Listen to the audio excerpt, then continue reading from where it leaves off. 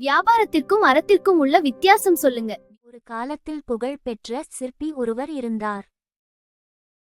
அவரிடம் ராமு மற்றும் சோமு என இரு சீடர்கள் இருந்தனர்.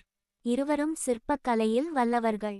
ஒருமுறை மன்னர் ஒரு பெரிய கோயிலை கட்டத் தீர்மானித்து கருவறைக்கு தேவையான 2 பிரம்மாண்டமான சிலைகளைச் செதுக்கும் பொறுப்பை இவர்களிடம் ஒப்படைத்தார்.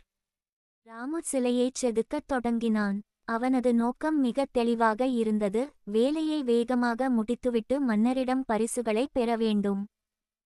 சிலையை பார்ப்பதற்கு மிக அழகாக பளபளப்பாகச் செய்தான். சிலையின் பின்புறம் யாரும் பார்க்கப் போவதில்லை என்பதால் அங்கு கற்களில் இருந்த சிறு விரிசல்களை மெழுகு பூசி மறைத்துவிட்டான். சோமு சிலையைச் செதுக்கினான்.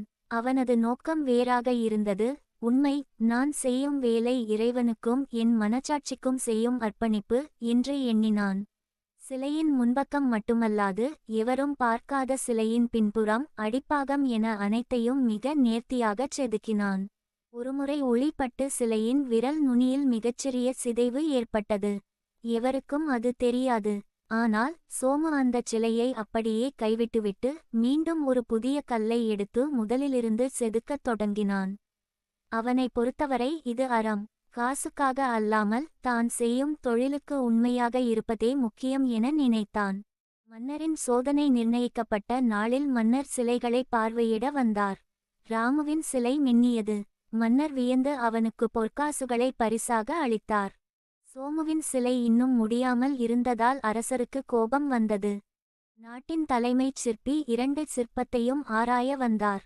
ராமுவின் சிற்பத்தில் விரிசல்களை மறைக்க மெழுகு தடவப்பட்டுள்ளது என்பதை சிற்பி கண்டுபிடித்தார். பின்பு சோமுவின் உடைந்த விரல் நுனியை காட்டி, இந்தச் சிறு குறையை யாராலும் கண்டுபிடிக்க முடியாது. ஆனால் தன் மனச்சாட்சிக்கு பயந்து இவன் மீண்டும் உழைக்கிறான் பாருங்கள், இதுதான் அறம். இவன் செதுக்கும் சிலை 1000 ஆண்டுகள் நிலைத்து நிற்கும் என்றார். மன்னர் உண்மையை உணர்ந்தார். ராமு தண்டிக்கப்பட்டான். சோமுவிற்கு கூடுதல் காலம் வழங்கி அவனையே தலைமைச் சிற்பியாக நியமித்தார். அறத்தின் ஊங்கு ஆக்கமும் இல்லை, அதனை மறத்தலின் ஊங்கில்லை கேடு. நன்மைகளின் விளைநிலமாக இருக்கும் அறத்தைப் போல் ஒருவருடைய வாழ்க்கைக்கு ஆக்கம் தரக்கூடியது எதுவும் இல்லை. அந்த அறத்தை மறப்பதை விட தீமையானதும் வேறில்லை.